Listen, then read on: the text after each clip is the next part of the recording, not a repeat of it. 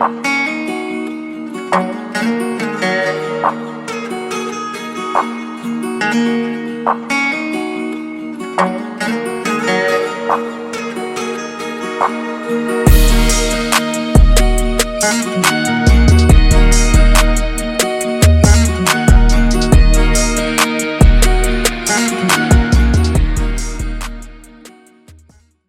right, welcome back to another episode of Ribs, Real Estate, and Ramblings with Roy May, your host, Bach Realty Group. And today I have what everybody likes to call QB1. All right, so we got Stephen McGee here. We're coming to you from Cooper's Old Time Pit Barbecue here in College Station, right off the bypass.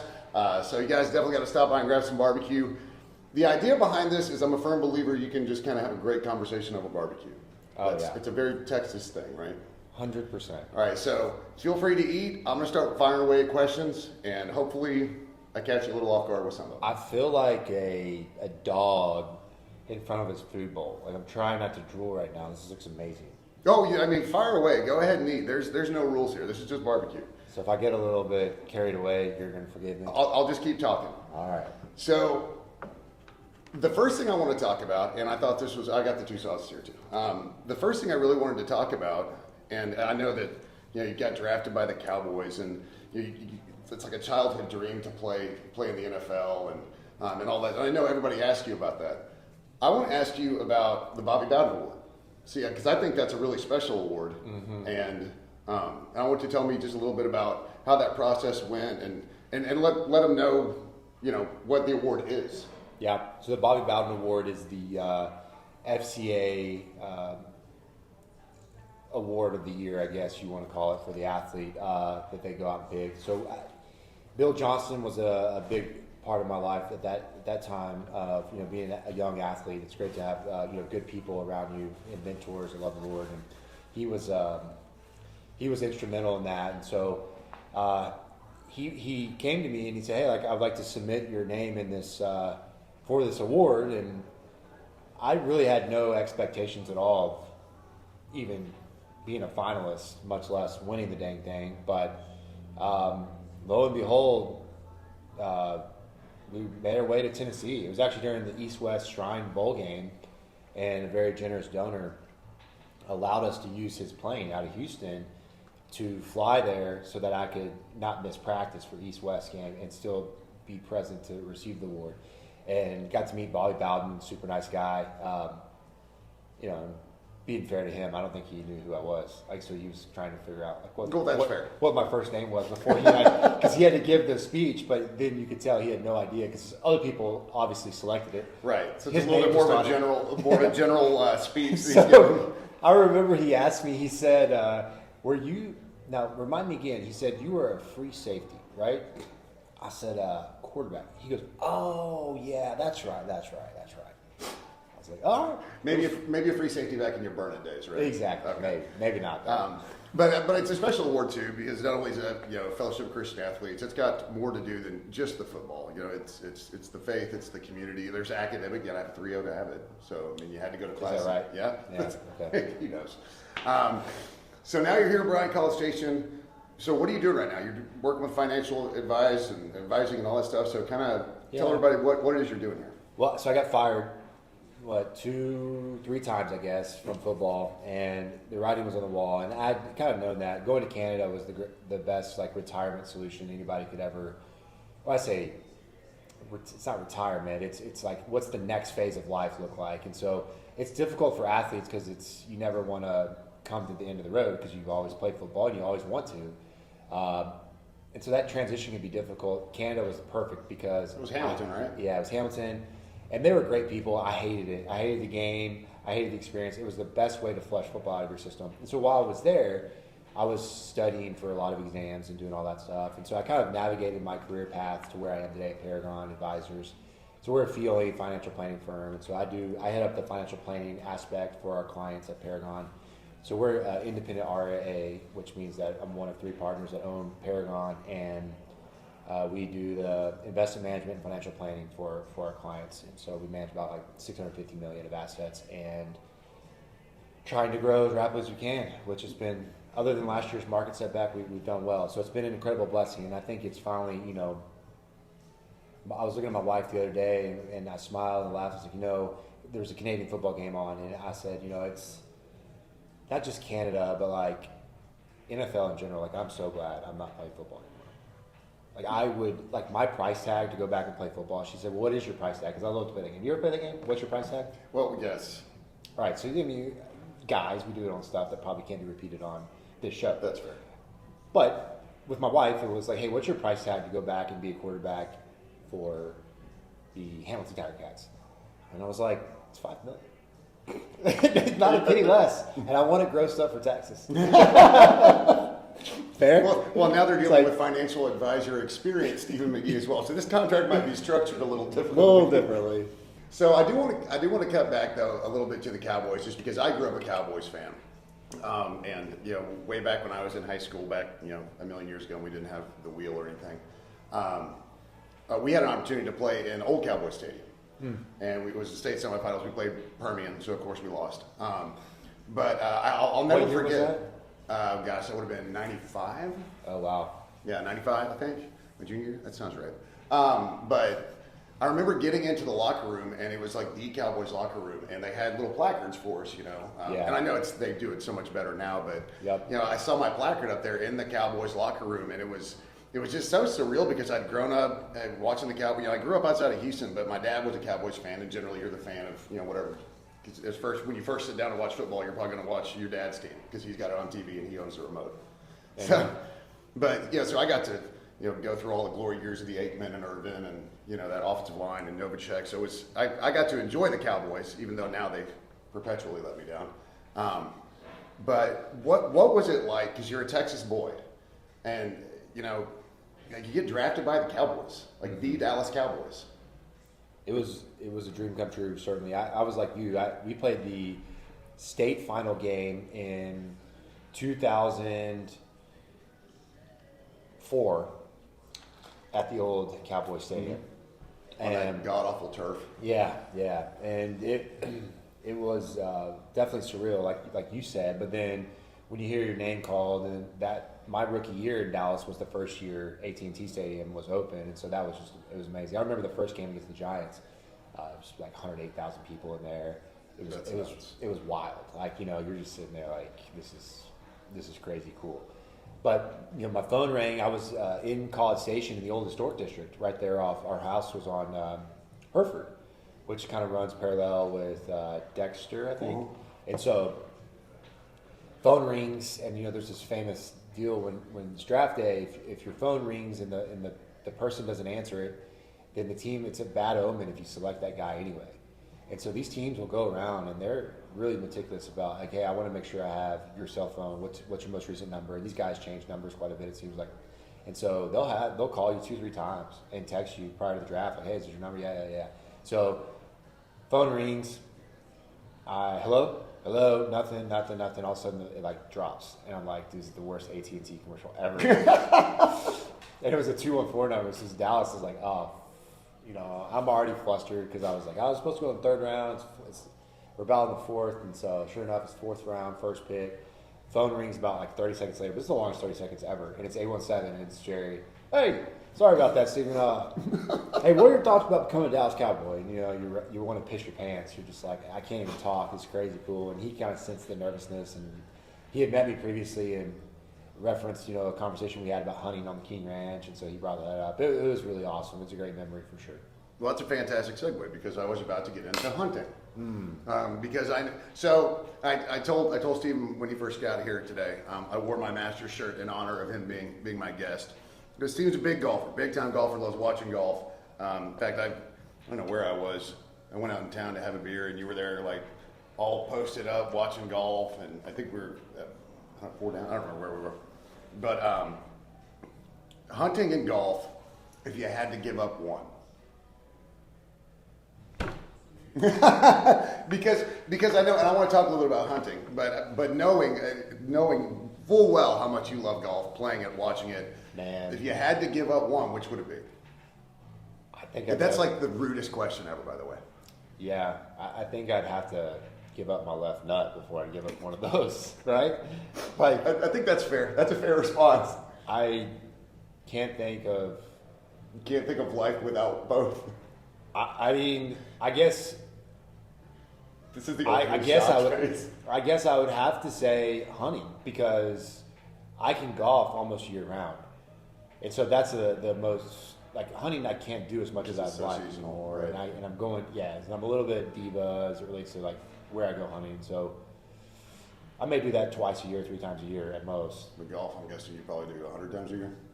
Oh no, I wish. I'm like once a That's month on dream. average, probably. I know, right? Yeah. All right, well, hunting though. So, and I know you do love hunting though. And what is your best hunting memory as far as whether it was like a great track that you had or your favorite kill? You know, what's kind of the pinnacle of your hunting? I guess we'll call it career. Yeah, let's call it a career. That we just ended in lieu of golf, apparently. Killing a mountain lion in Utah was a really cool hunt, and my guide was none other than Mike Corey, who was a walk-on A&M receiver back when I played, and he lives up there now and runs a cattle business and has a guide business as well. But that was definitely a different hunt for me. Shooting pig at over 1,000 yards. I had my first confirmed kill. I love to long range shoot when I hunt. I'll be honest with you though. I guess in the past I always focused on the hunt, right? Like I love varmint hunting, calling in coyotes. I love the challenge of like calling in a turkey or whatever it may be. But recently I've gotten more into like just being out in the country with the dudes. Yeah. Campfire, cool weather, pour a bourbon. Everything outside of the kill. Yeah. Smoking a cigar. Like that to me is probably worth as much as anything now. So that's kind of my ideal dream hunt. But I guess the mountain lion or the 1,000-yard kill would be up there. I killed a javelina, so it's not a big pig. Dropped his little ass. It was money. Nice. Yeah, that was fun. So I'm not a bow hunter, so I don't get into it. I think it's fascinating. I think it requires a ton of skill, but I'm just not a bow hunter. I'm a long range guy like yourself. I'm 30-06, and I'll just sit for days. Bow hunting. I just killed my first bow hunt this year. My first whitetail. I've hunted forever, but never actually killed a deer with a bow, and it was amazing. See, I've heard that. I don't even get out to hunt much anymore. Anyways, it's kind of like golf. I wish I could do it more often. I just never have time to. Yeah.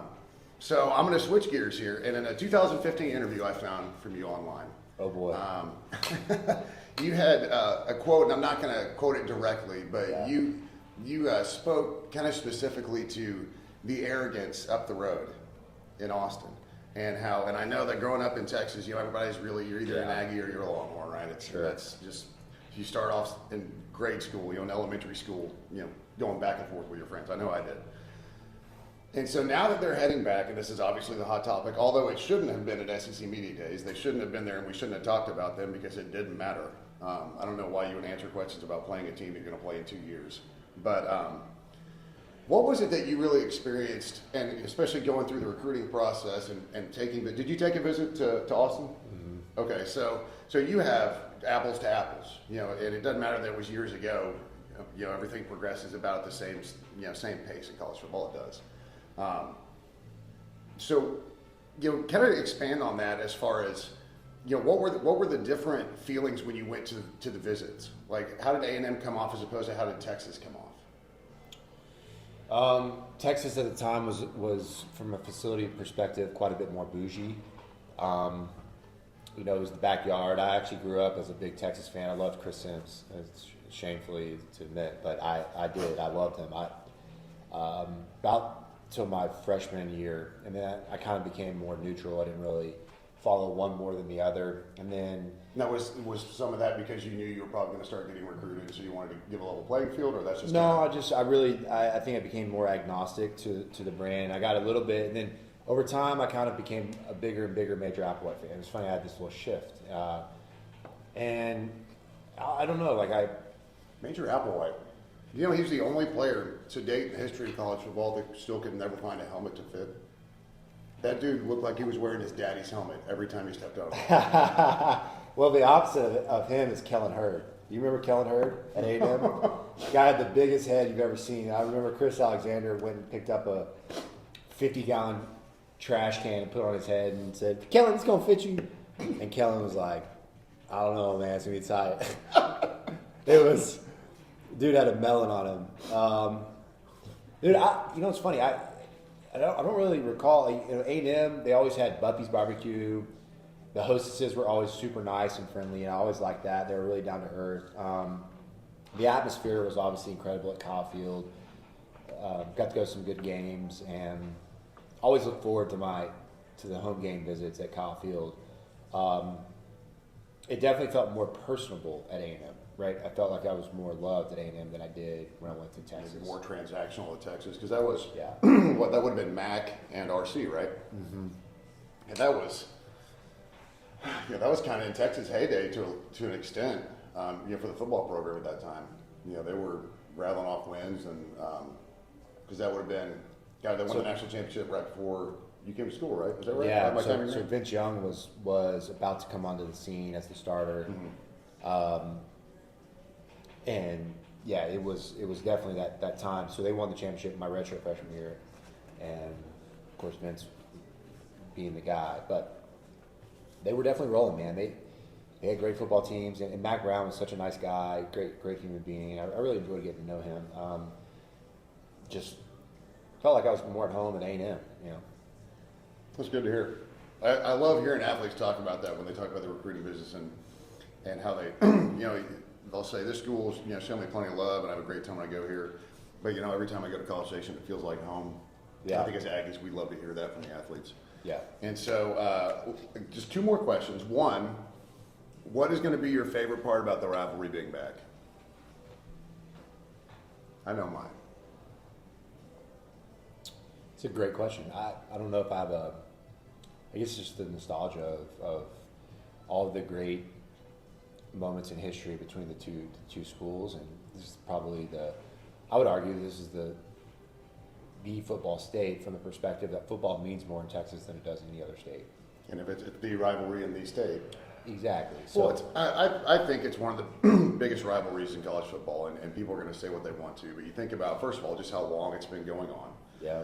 And then just look around at, what are the biggest rivalries in college football? You have, obviously, Army-Navy. Yeah. Auburn, Alabama. The Iron Bowl's a big one.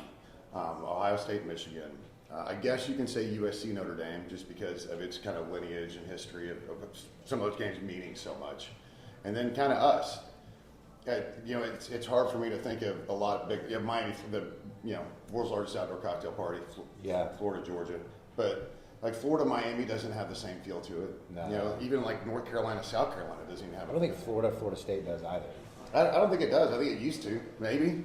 But again, that's also you have the problem when one program really drops off. But even when we were like that, when we beat Texas 8 or 9 times in a row, the rivalry was just as intense. I didn't think there was any change to it. I'm just looking forward to beating them and shutting them up. Like that's really what I'm looking forward to in the rivalry. So we can stop all the talking, we can stop all the message board crap, and we can actually just play and be done with it. Amen. I mean, that's what it's all about. All right. So final question, because I got to ask everybody. President of the United States, some dignitaries come into your house and you got to cook ribs for them. What's your go-to recipe? Ribs? Ribs, real estate rambling. It's not Do you brisket. know how many ribs I've cooked in my life? Raise that fist up and don't put a single finger in the air. Okay. 0. So you're. I'm going to order them. Maybe from you? Is that the answer? So then if you're going to a barbecue and are you bringing a side? Like what side are you going to bring to a barbecue? Like somebody invites you over to their house and they're having a big barbecue and they're like, hey, bring something. What's your go-to side? We normally bring brownies because that's what my wife makes. Peach cobbler would be amazing. I don't know if she cooks a good peach cobbler. Shoot, just not a lot of culinary skills is what we're saying. For me? Yeah. At 0. Oh, okay, Yeah, very I well. cook spaghetti and eggs. That's it. It's fantastic. All right, well, Stephen, thanks so much for coming out today. Yeah, I appreciate it. Awesome. So, again, I'm going to give you like 15, 30 seconds, whatever you've got going on. If you got anything you want to promote, any charities or anything like that, just go ahead and look in the camera and let them know what you got going on, even if it's just professional. You just want to pump Paragon, go right ahead. Okay. Thank y'all. Appreciate it.